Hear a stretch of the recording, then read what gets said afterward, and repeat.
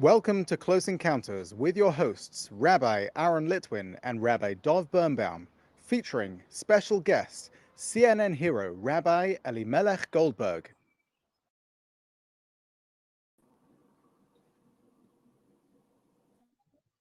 Hello, everyone, and welcome back to another episode of Close Encounters. I can't believe it's already been 2 weeks since we had the first amazing episode. I'm delighted to be back here. 2 weeks is a long time under lockdown.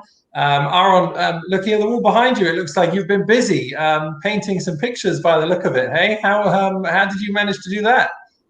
Listen, we're all looking for ways to keep ourselves occupied. I'm very proud of this, actually. Took me a long time, with acrylic paints. And on a serious note, this is by my eldest, my Libby. And you know what? It reminds me about the kids, and that's really what's important. So I like to keep that close by. But judging by the back at yours, you've been to the fields, if I can see correctly. I have to say, not only do my drawing skills not match Libby's, but my photography skills don't match this one either, which I didn't take. So I think I've still got a long way to go, I'm afraid, with that. But we're very excited for tonight's guest. Because really the whole purpose of this show of Close Encounters is to bring you new perspectives from people all over the world. And tonight I've met a lot of rabbis in my time, but Aaron, I'm sure you'll agree with me. This rabbi really breaks, I think, every single stereotype in the book about what rabbis do. Rabbi Elimelech Goldberg is the Rabbi Emeritus of Young Israel of Southfield, Michigan. He's also a clinical associate professor in Wayne State University School of Medicine, holds a black belt in martial arts, and he's the founder and director of the organization Kids Kicking Cancer, and has helped children all around the world to fight the pain of cancer. Without further ado, Rabbi Elimelech Goldberg, welcome. Lovely to have you on the show. It's lovely to be here. Thank you so much. I'm quite honored. Hello, Rabbi. Am I correct that we're supposed to refer to you as Rabbi G? I thought I had the trademark, but I think I have to talk to some of your staff about this. Yeah, you do realize that here in Seed, Rabbi G takes on a whole new meaning. So you've got big shoes to fill this evening. Am I correct? You're joining us from Detroit, is that correct? Southfield, Michigan, 20 minutes from the inner city of Detroit. Right. And how's the effects of the BLM protests been near where you live? Well, the protests in Detroit, by and large, have been very peaceful. It's extraordinarily painful for anyone, any human being, to see takes place in the murder of a person in the way that this gentleman, Mr. Floyd, was killed. And it's particularly painful for the African-American community here. You know, as Jews, we're very sensitive to that. And many of the children that we work with, many of my colleagues are African-American. And our heart goes out with pain. Yeah, as it's hard to say something positive about it. That's the truth. But I don't want to dilly-dally around here.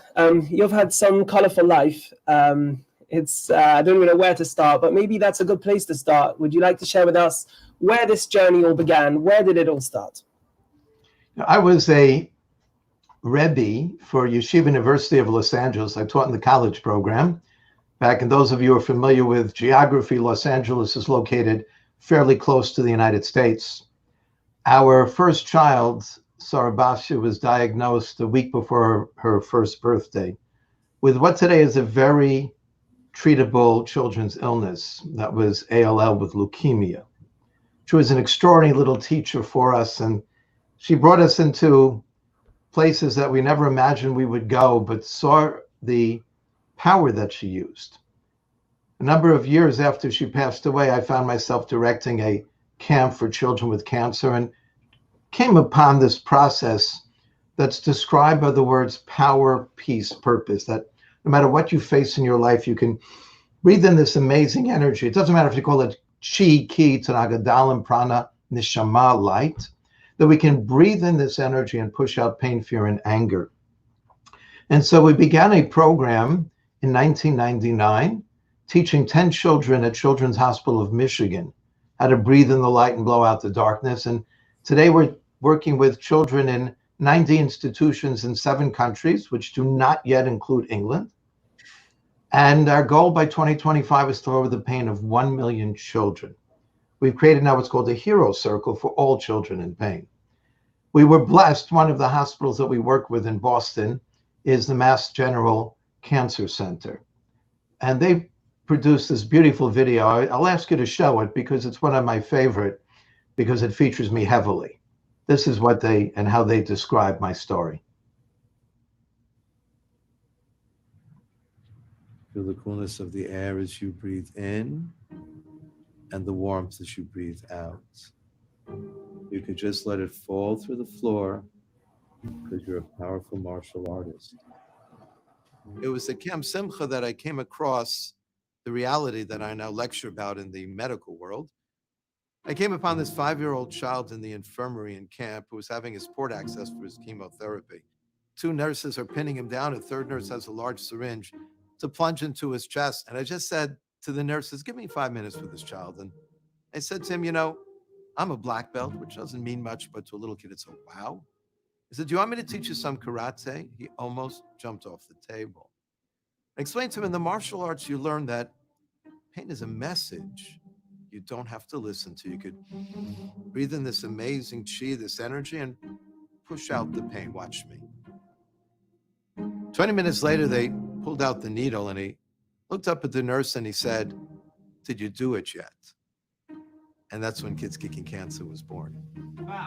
Power, peace, purpose. If you have a drug that works on 30% of the population, you have a hit. If you have a drug that works on 40% of the population, you're a superstar. 85% of the kids had a reduction in pain, of which the general across the board average of pain reduction was 40%. That's the remarkability of Kids Kicking Cancer. My mom got a phone call from one of the social workers, said, hey, there's this guy that wants to start a karate class for kids that have cancer. You think Michael would be interested? I'm thinking about getting my daughter well. I'm not thinking about no program. The martial arts is the carrot, but the key is giving the kids that internal strength for them to know that they can fight anything that comes their way. Not a physical opponent, but just the things that's going on within their body, and then the exterior things too, like frustration, anger. It's so empowering for them to come somewhere and feel like they have power, like they have purpose, like they're in control for that minute of time. Good job. We started coming, and the more she came, the more stronger she became. She'd just take her deep breaths and she'll just get her shot done and be out before you know it. Doctors were still wanting to put me on pain medications, and I tell them, no, I'm a powerful martial artist. I just breathe through it, push out the pain. You breathe in the light and you blow out the darkness. The light can be anything peaceful, nice, like world peace. You breathe out the darkness, like when something hurts really badly. We let our kids know you can fight that. You don't have to fall a victim to it. It just taught me to be strong about what I'm going through and taught me to teach the world. Their purpose is to teach the world. Once they've learned these techniques, once they've mastered them, now they have to go show the world. You know, if you can make someone's life here a little easier while we're here, because none of us are getting out here alive. 7, 8, 9. 1, 2,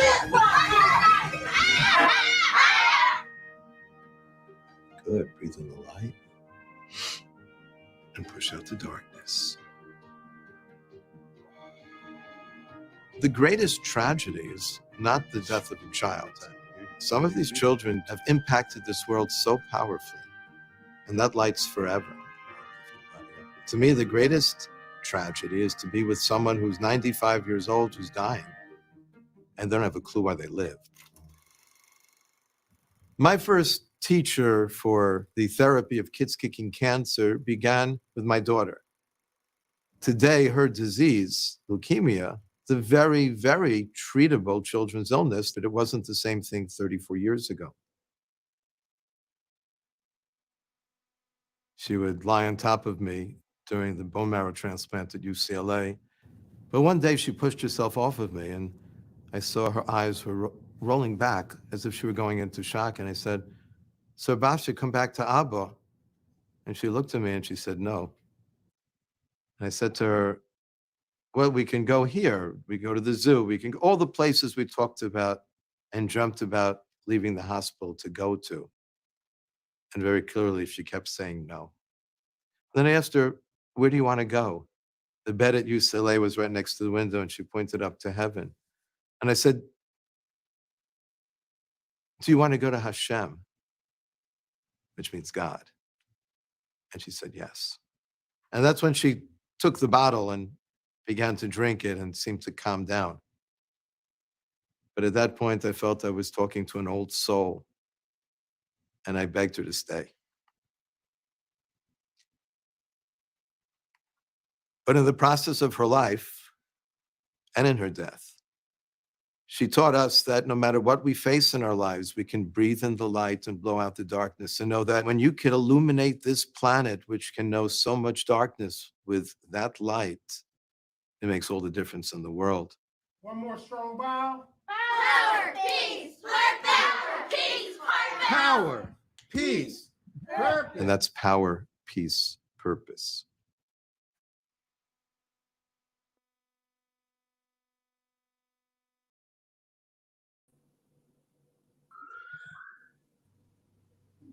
Wow. Rabbi G, I'm sure I speak for Aaron and all of our watchers that video is just incredibly moving. I mean, I think one of the things that strikes me is besides for the incredible work that you do currently, how is it that after such a personal tragedy, you know, I cannot imagine that, losing a daughter at such a young age, you were able not just to survive, but, you know, to take that and actually thrive, to actually turn that into something which has led to the incredible organization that you've got today? Our daughter was such an inspiration for everything that we do. I was, as I mentioned, actually teaching in Los Angeles at the time, and our daughter had been ill. And we thought it was a virus. We brought her to the pediatrician, and the doctor said, yeah, there's something going around LA. It's a bad virus, but don't worry, she'll be fine. That Friday, I was giving a class to my students, most of them not really much younger than I was. And it was the Torah reading that week of the binding of Isaac, Akedat Yitzchak. And I raised the question, really, what exactly was the challenge? You know, if God himself comes to you and says, take your child, your Yechidcha, the specific one at Yitzchak, leaving nothing to the imagination, and bring him as a sacrifice, what could Abraham have said? You know, we'll do lunch, or my people call your people. Those were not phrases yet created, and certainly not appropriate for the king of the universe. He didn't have a choice. It was a multiple choice. But I said to my students, if you look at the text, it describes there that when Abraham first told Isaac that they were going for a sacrifice, it was like a festivity. It was great. And Isaac was 37 years old, not the little kid depicted in the pictures. And Isaac would have been walking up that mountain singing and dancing. And the Torah describes, they both walked as one. That was Abraham's test, not to miss a beat. To walk up that mountain singing and dancing. And then Isaac turns to his father and he says, hey, Dad, 1 second. You have the knife, you've got the wood, we've got a fire, you've got everything that you need to do a sacrifice. Yes, where's the animal? You know, all the other things are easily available to Home Depot of Mesopotamia. But where's the animal for the sacrifice? And Abraham answered, Asili Ola Bini, you're it. And the Bible repeats that phrase that they walked up as one. And that's what I told my students that morning, the day before we read the story of binding of Isaac, that all of life is not in our control. We have absolutely no clue what we're going to be asked to do in our lives. But somehow you have to find the strength to walk up the mountain singing and dancing. And then the phone rang. Now, this might be scary to some of your listeners, but there was a time where telephones sat on desks and on walls, and I actually had to go to the office to get my wife's call because she was insisting that we go back immediately to the doctor. Now, it was a Friday afternoon, and it was, you know, not the plans that I had in mind, and I tried to protest. We were there just 2 days ago. The doctor said, no, my wife said there's something really wrong. we're going back to the doctor, and we did. Took a blood test. But an hour before the Shabbat, we received that one phone call, and no one is immune for that one phone call that can change your life. It was our pediatrician in a very not reassuring voice telling us we have to bring our daughter immediately back to the emergency room because they have to rule out leukemia. Now, mind you, today, as I mentioned, leukemia is very treatable. It wasn't the case in 1981. We went back to the hospital, and by Shabbos morning, we realized leukemia was not ruled out, quite the contrary. The technician walked into the room and said, the doctors want another picture of the spleen. Could you just carry your daughter downstairs? She'll be more comfortable that way. And I did. We made our way into the bowels of Cedars-Sinai Hospital in Los Angeles, into a large X-ray room. And the technician turned around to me, and this was like it was yesterday. He said, do you mind? We're a little short-staffed. If you just fasten your daughter's arms and legs to the table. I looked up at the clock in Los Angeles. Everyone was reading the story of Abraham binding Isaac to the altar. I knew that Abraham didn't use Velcro, but everything else felt the same. And I remembered what I had told my students not even 24 hours prior. All of life is to find the strength to walk up the mountain singing and dancing. It's a lot easier to give a class. But our daughter was such an amazing little kid. She would tell the 5-year-old kids in the clinic not to cry and tell the doctors, no medication today, please, at 2 years old. She was an inspiration. And from that inspiration, from the light that we saw and the multitude of blessings, that's how Kids Kicking Cancer began. Wow. Gosh, it's they don't prepare you for these moments.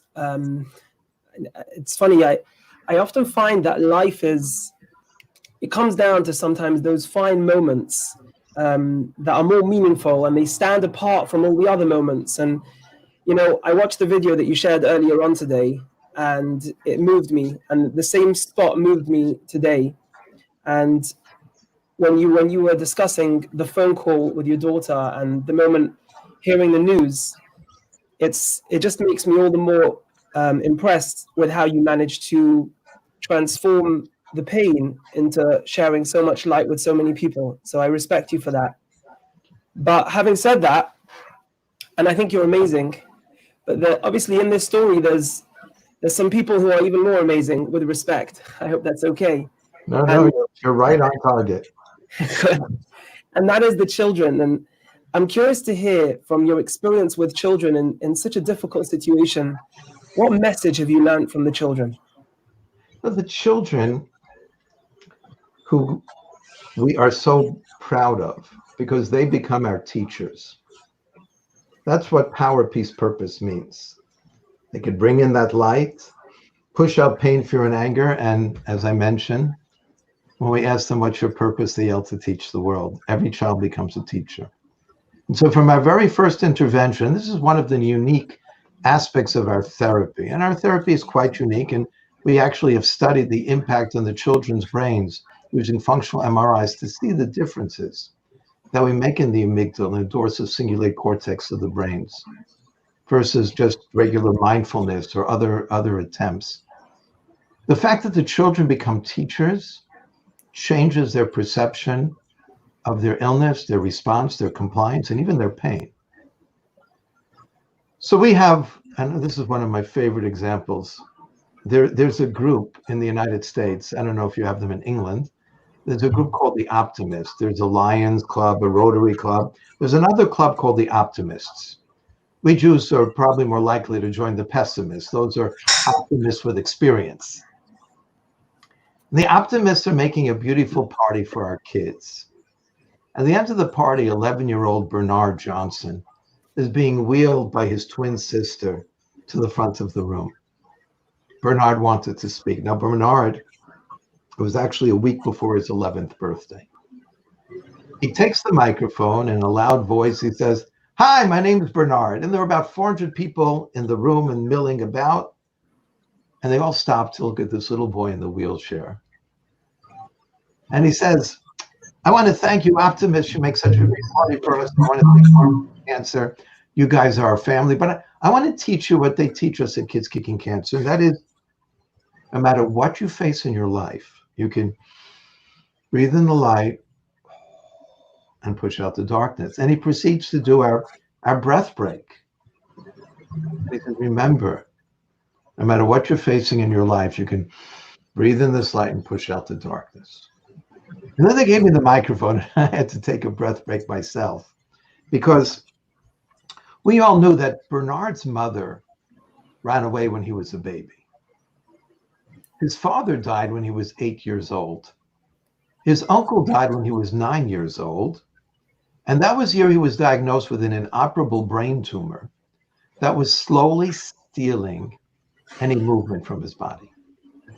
So with his one good arm and beautiful smile, he looks at everyone in the audience and he says, remember, no matter what you face in your life, you can breathe in the light and blow out the darkness. So after I did a breath break myself, I said to the audience, I want you to understand that Bernard just defined optimism. But optimism does not mean that everything is going to be great. Optimism means that we can respond to everything with greatness.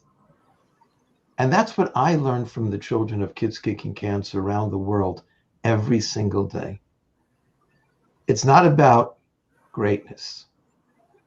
It's about finding that inner strength to become a teacher to the world. And when you see the smile on children who moments ago were screaming in pain, and they can be able to regulate themselves, push out pain, and then teach the people around them, then they're teaching greatness.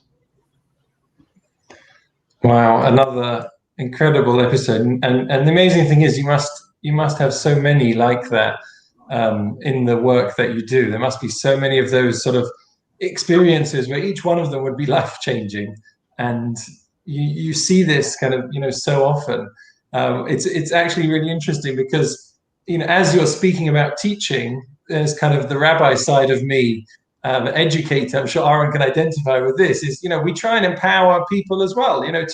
To teach, and it's definitely something which is every educator's goal. Maybe every rabbi's dream that please God, our students should become teachers.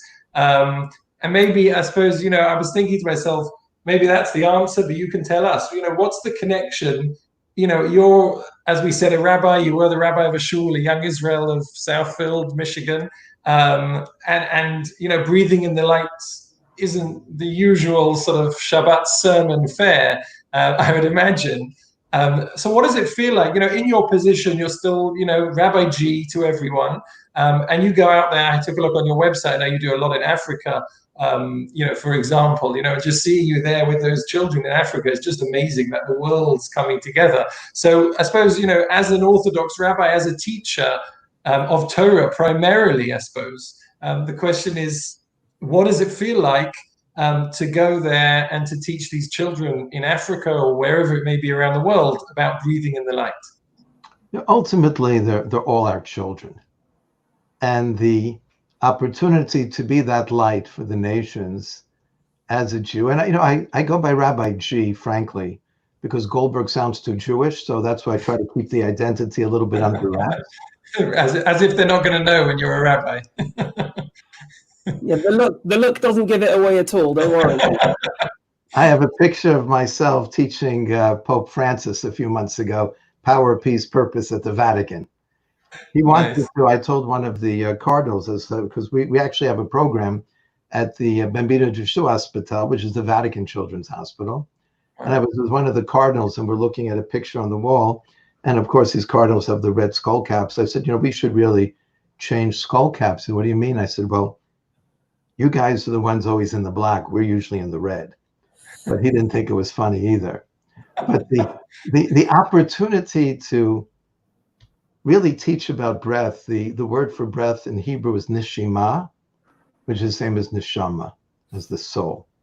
And the rabbis tell us, Kol haneshama ta'alokah, with every breath we praise God, with the soul we praise God.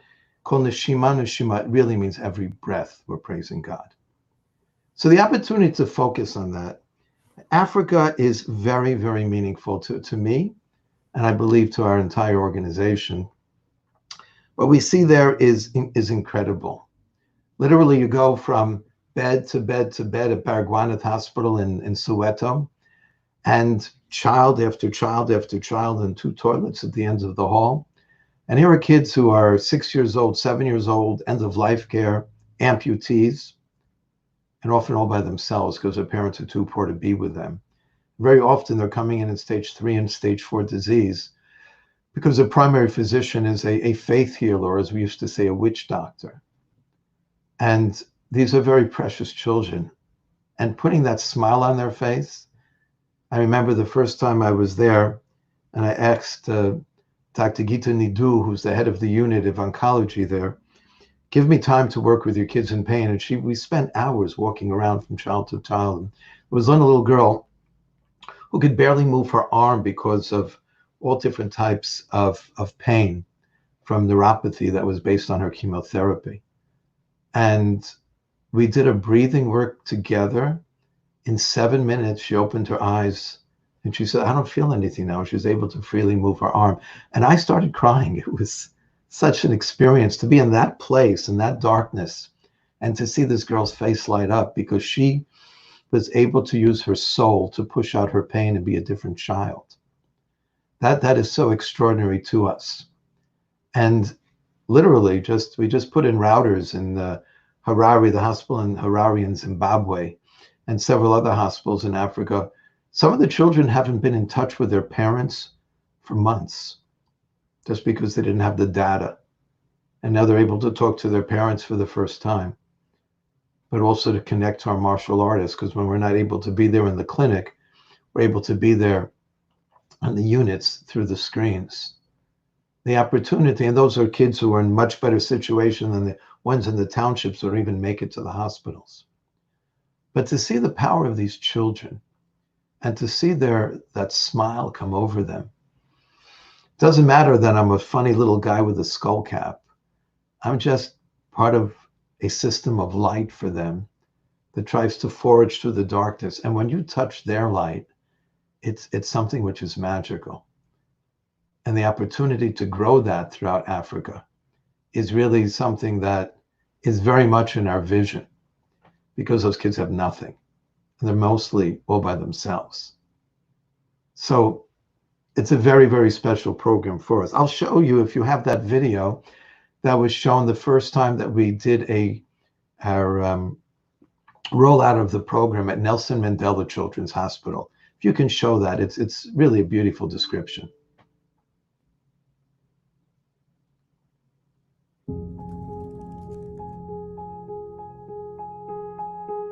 I was 13 last year when I found out that I had cancer. My parents were very depressed. They didn't know how to deal with it at first. During the week, I go by myself. At first, I was scared. You need to learn how to be brave, because sometimes there are things you're scared of and you can't deal with them on your own. Kick! Punch! You sharp today, you sharp today. Moses, he teaches us karate, power breathing, and all of that. And slowly open your eyes. He teaches us that even if you are sick, you can do a lot of things. Let's do the bow. Power! Power, because you are powerful. Peace. Peace, because we are at peace with ourselves. Purpose. Purpose, that we have a purpose to teach the world. I wish that we could teach the whole world what kids kicking cancer is, so that they could also join in.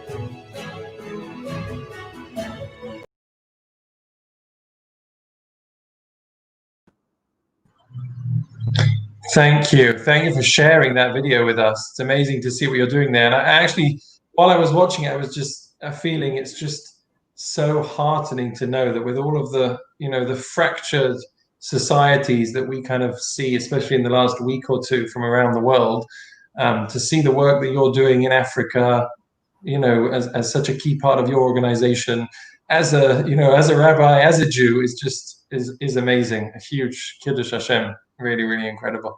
We are definitely trying, but as they really are our children, and the response, whether they're Muslim kids, I was just at a hospital in Israel. We're in the 7 hospitals in Israel, and I was with a child who couldn't move his arm after a brain surgery, and after 20 minutes in the room, this 3-year-old boy was slapping me 5 with the arm that couldn't move.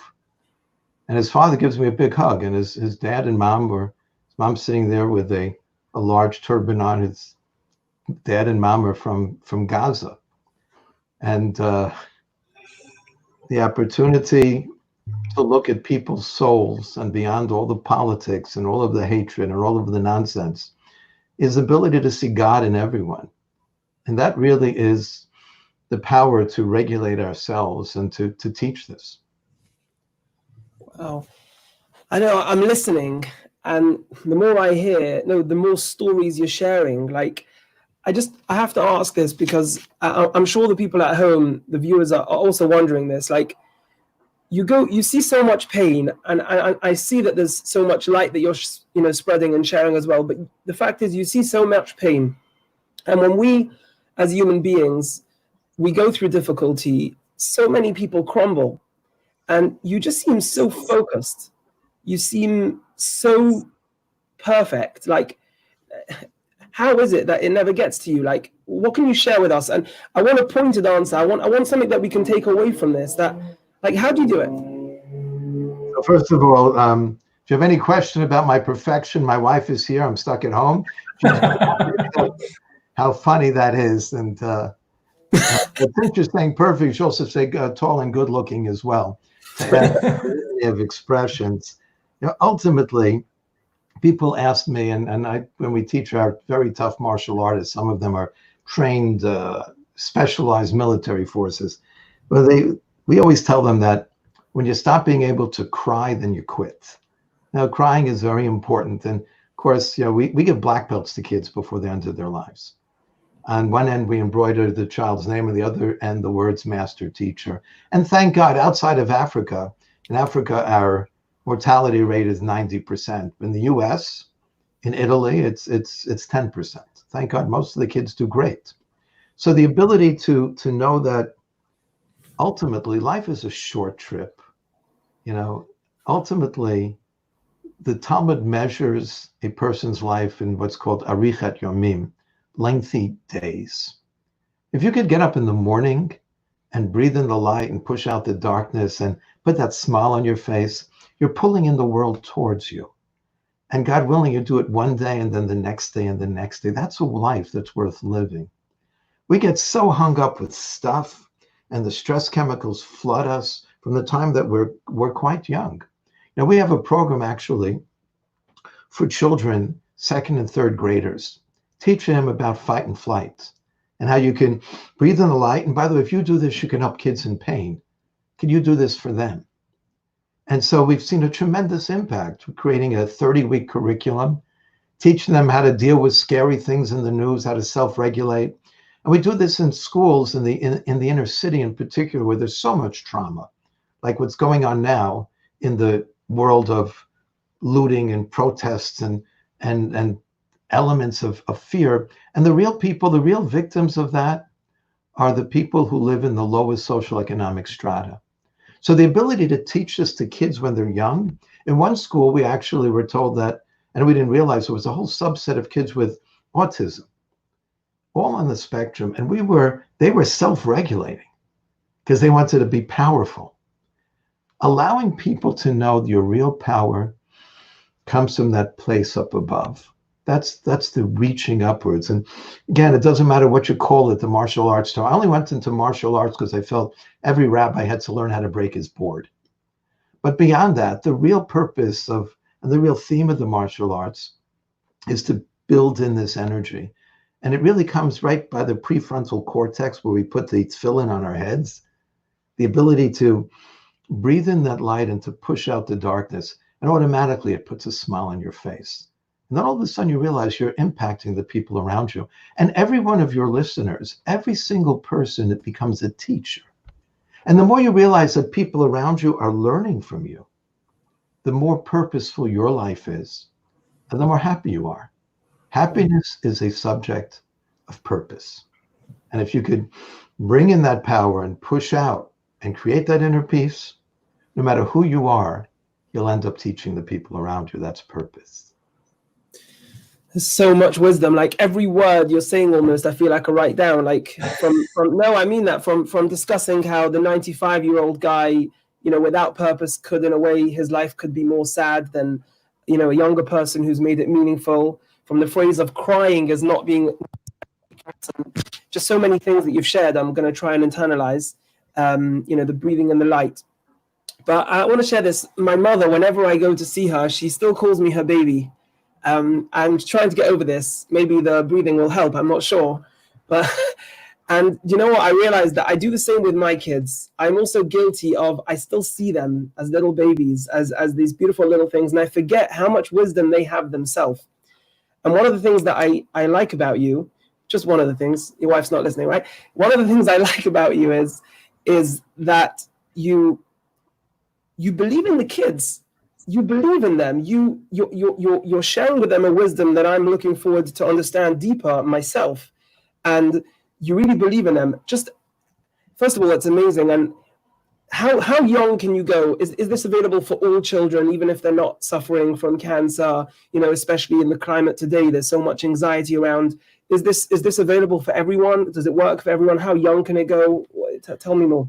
So we've actually seen that children as young as 3 years old can learn to self-regulate. And where we start programs, and this is a plug for getting a group of people together in England to say, hey, how do we get this over here? Right? We're in, I think, 18 hospitals in Italy. And then we just go power, pizza, per posts. I just had a Zoom meeting with 70 of my martial arts instructor in Italy. And there was one guy in the corner. The whole time he's stirring a pot of spaghetti. So. But the theme is really simple. The beauty of our program, it's a very simple premise to teach self-regulation. And I'll be happy to show you in a moment some of the tricks that we use in our trademark breath break, BRAKE. But I mind you that this is a trademark, an international trademark on our breath break, BRAKE. So if we catch people breathing, they actually have to pay Kids Kicking Cancer, which is good. It'll help us support the English program.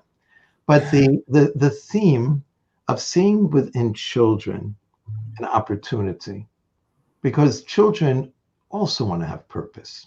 Whether it's, God forbid, the kids who are as young as 5 years old who have stood up to get their black belts in front of hundreds of their family and friends and describe that they're getting their black belt because they've defeated their cancer, because they're not afraid, they're not angry. If anything, they're closer to God and the people around them. And these are Christian children or Muslim children or Jewish children. It doesn't matter. We all have the same Father in heaven, we tell them. The ability to see in those children, and thank God, hopefully in the healthy children, that it's consequential what they do. They're powerful. Understanding that children's brains, and looking at this from the medical side, children's brains, the amygdala, the lower part of tension and anxiety, is very precocious. The prefrontal cortex, we used to think it was a matter of mass. Now we know it's a networking issue. The prefrontal cortex connections are not well developed to kids are like 23, 24, or unless they go into politics, then they're never developed. But the ability to look towards the children and allow them to have a purpose. So even young kids, they help our kids with cancer and other diseases. They all join what we call the hero circle. I mean, I have to say that I asked my wife before I came on this program, and as you're speaking about, that you could do this with all ages and all kids, and I said to my wife, "Is there anything you want me to ask? While I'm on the program?" And she said to me, "Ask him what we can do for our kids. Let him teach you something useful for kids." So I don't know if they're watching now. My wife and kids are watching now, but there's probably. Let's face it, I have to be careful here, but it's stressful, lockdown, being at home all the time, modern life generally, So maybe, like you said, that's the breath break, keeping in mind that we have to pay every time. But if maybe that's something you can teach us live on air, myself, Aaron, and our viewers. Let's do this. Yeah, I would be very honored to do it. And I give these seminars that usually it's a 90-minute presentation, but let's see a quick lesson. Every time we have stress, our muscles get tight. The ability to recognize that, excuse me, the ability to recognize that I'm tight and I'm not lifting weights must mean that I'm having a stress response. So the first thing we advise people to do is if you feel a tightness in your body and you're not lifting weights, then check the floor. Look down. If you have major body parts of yours lying on the floor, then there's a good reason you're having stress. Call the emergency number. But if you look on the floor and there's nothing there, chances are your stress response is a primitive response in a way that's hurting your body, and your adrenal glands are shooting out these glucocorticoids that are going to not allow you to live as long as you can. So the ability to, number one, recognize, hey, I'm tight. Using your breath. Now, the breathing is the only part of the autonomic nervous system you can so easily control. Using the breath to simply lift up your body with the breath. And we recommend for people to breathe in through the nose and out through the mouth. If that doesn't work for you, you can choose your ears. It doesn't matter. But rub your hands together, kind of get the energy flowing. Hold your hands just like by the waist and close your eyes. And because we don't have a lot of time, let me just give you another secret. Don't just breathe in air. Imagine you're pulling in this beautiful light inside your body all the way up to the top. And I want you to watch me do this. But we don't want to just expel that light. We want to blow out darkness. Everyone has darkness, whether it's a fear, an anger, a jealousy, the pressure of being sequestered and sheltered in place, being married to this person, that person, having this job, this boss, this client, this world, whatever it is, we all have darkness. The key is to breathe in the light and blow out the darkness. So watch me first. Get kind of that pumped up. Now watch, my shoulders are going up, my chin is going up with the breath. I turn my hands at the end and pull in a little bit more and hold that for 3 days. No, I'm sorry, for three seconds. 3 seconds. I always mess up. You're breathing in, and I'm feeling this light come up, up, up through me. Hold it, 2, 3. And now if you notice, I'm breathing out through my mouth, lowering my shoulders, my chin, pushing out against the darkness.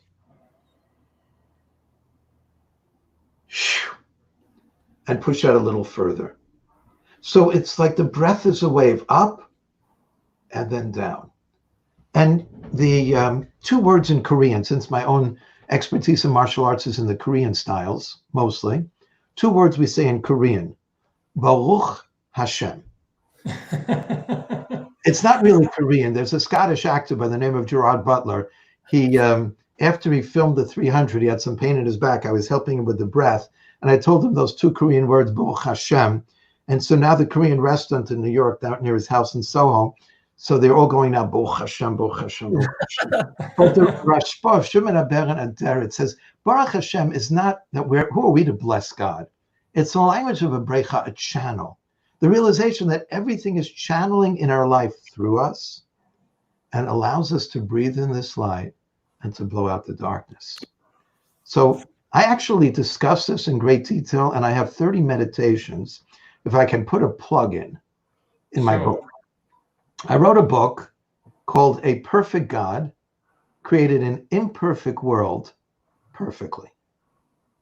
And in the book, I have 30 meditations with QR codes, and I tell the reader, if you don't know what a QR code is, here's a web link. If you don't know what a web link is, you probably have no stress in your life. You don't need the book. But every time somebody listens to one of those meditations, the numbers go up in front of our children, letting them know they're teaching the world. We even have a program where our children are teaching heroin and fentanyl addicts how to breathe in the light and blow out the darkness. And on the streets of Detroit, people are walking away from heroin and thanking the children. Wow. So I just want to understand, when I'm breathing in the light, because I want to try this out. When I'm breathing in the light, what does light mean? It means all goodness? Whatever you like it to mean. It's the powers of goodness. It's the things that make you happy. But just imagine it as a light. And again, this is a really quick trip. It takes usually a good 90 minutes to really integrate it and get it and to practice it in my seminars. Sorry to do a one-off so quickly. But God willing, when the world comes back to normal, whatever that will mean, be happy to take a quick hop over the Atlantic and join you and spend some time teaching how to breathe in the light and blow out the darkness a lot better. It would be good to do it better, but to be honest, and I think about it, sometimes life's so busy you don't even stop to take a 3-second breath. So it's already, I like the fact the tool's so short and accessible, if you like. And that's the key. Let the breath move the body like a wave up.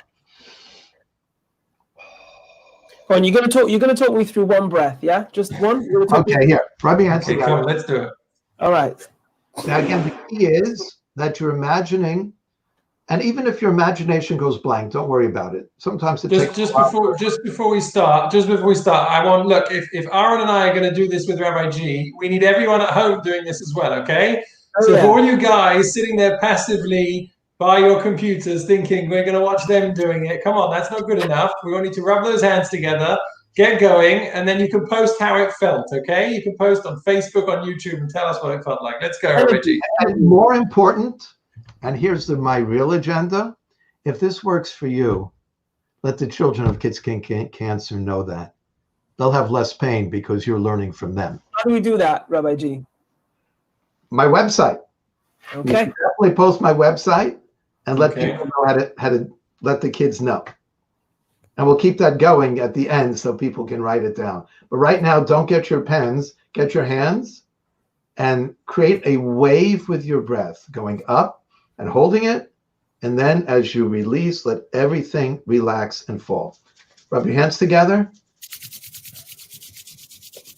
Breathe in the light, pull it up. Up, up. Hold it, 2, 3, and blow out the darkness. Feel your chin go down, your shoulders, your stomach, the end of the breath. Let's do it 2 more times. Breathe in the light, pull it up, up, up to the top. Feel your shoulders and your chin rise. Hold it, and blow out the darkness. Let every muscle relax as you push out. 1 more time. Breathe in the light.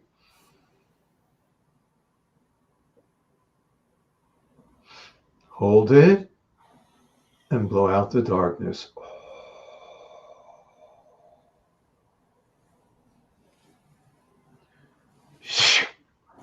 Let's see who remembers the Korean words. Baruch Hashem. Baruch Hashem. Feels amazing. I know it sounds, I'm amazed at the simplicity myself because it feels just like breathing, but it's mindful just to stop, to process, just to think about the negatives, breathing in the positive, letting go of the negative. Sorry, go on. Every time you have stress, your muscles get tight. Your brain controls every muscle in your body. When you use the breath to relax your muscles, you're telling your adrenal gland, there's nobody running after me to kill me. No body parts on the floor. I don't need to have the stress now. Your brain can stop the stress response with a simple movement of breath. It's that simple. But it's trademarked. Yeah. So they've got us paying for breathing. Okay. Listen, it seems worth it. So I think just, the final question is, you're in America, you're in Africa, Italy, you're all over the place. How come you're not in England yet? We got to do something about this, eh? Be'ezrat Hashem. Korean for we'll get there, God willing. Great. Well, all I can say is a short Korean phrase. Toda lecha. Thank you. Toda rabba. Thank you so much. You've shared a lot of wisdom tonight. And I mean this sincerely when I say I'm going to have to take time to really break it down and process it all. There's been a lot of wisdom in your words. And I actually enjoyed you giving me a moment to actually breathe during this thing. But no, on a serious note, I look forward, as soon as this lockdown thing is finished, to seeing you here in England.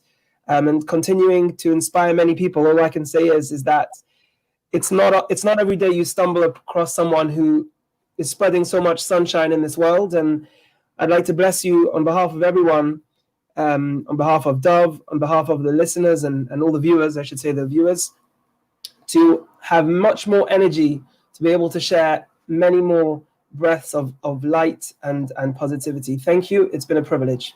Thank you so much. Thank you. Thank you very much. Wow. What an experience. And you know what's amazing as well, Aaron, is like, I'm thinking like last time, 2 weeks ago, we had Ari Lesser, which is just a whole different perspective. It's Sari Rigla. And then now you meet someone like Rabbi G, who is just another world, and how moving was that, just to hear him.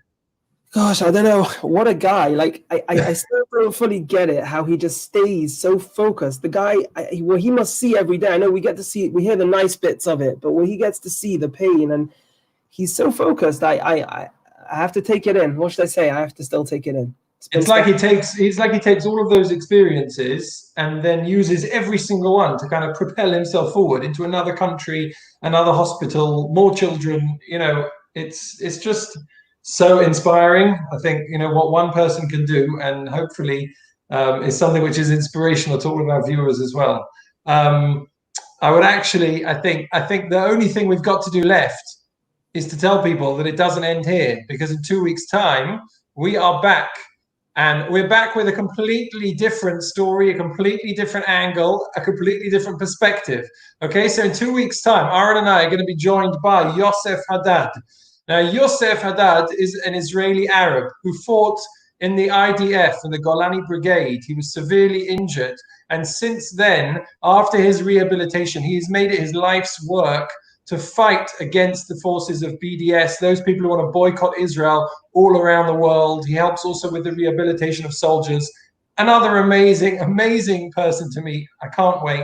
That is happening in 2 weeks' time, the 22nd of June, Monday night at 8:30 p.m. So we hope that you will all join us and that you enjoyed tonight.